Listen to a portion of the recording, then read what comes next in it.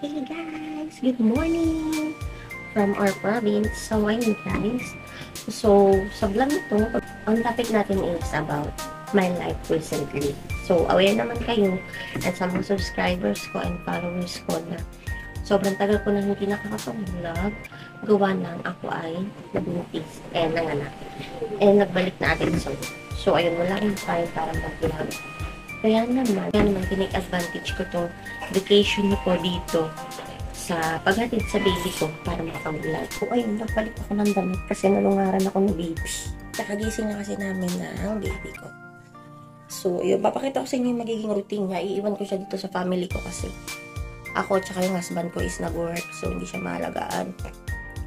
And take note guys, hindi naman namin kagustuhan yun na iwan siya. Na as in tuwang-tuwa kami, gano'n. Pero kasi kung magulang ka nun, diba, mas iisipin na yung magiging future ng baby mo. So, yan. O, kita nyo. So, gusto niya na pong mag-vlog. So, ayun guys, ito yung magiging routine. Si baby kasi, gusto niya, meron na siyang kadaldalan lagi. Gusto niya, maingay na yung paligid niya. Gusto mo, Elio? What? Sabihin mo, thank you, Ninang. Thank you po. Sabihin mo, dali. Thank you po, Ninang, sa gift. Sa gift niya sa akin. So, ayan. Since kakagising na lang. So, lalaruin ko muna siya. Ganyan na magiging routine nila kapag iniwan ko si baby dito.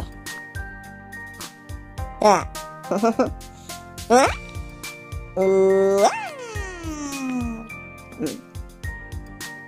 So, ayun, kakapalit ko lang din ng diaper niya. Kasi napuno ang diaper ng baby ko. No. So, itong baby ko, pinanganak ko siya ang 7 months pa lang ng aking tummy. Kaya yan po siya ngayon. Hindi ko akalain na lalaki. Ang timbang nga is 1.5 lang nung nilabas. No? Kwentuhan mo sila, Nok. Kwentuhan mo anong ginawa mo sa Nico. Kwento, dali. Anong ginawa ng bebe ko sa Nico? So, ayun yung favorite time niya. Feeding time. Diba, baby? Kakain na ikaw? Ah, kinang nga naman ah. After ng playtime niya, kakain na siya. Oh, yan o. Yan o. Yan ang baby ko. Yan ang baby ni Mama. Den. Oh, kita niyo yan, guys. Gusto niyo mapag-usap, ha? Gusto mo mag-usap sa baby ko?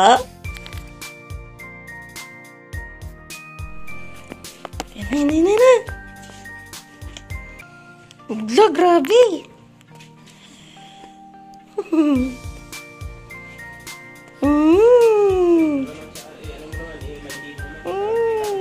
Try na si Elio ng titer.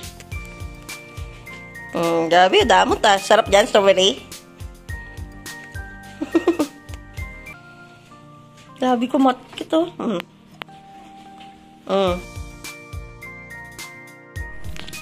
My chicken. Stroller ang baby. Sa tapat ng dagat. Yung si baby oh. Tululaway. Tululaway. Tambay sa dagat ang baby. Ang baby. Ano? Gusto mo yung damit mo? Oh, Mickey Mouse. Ooh. Wow.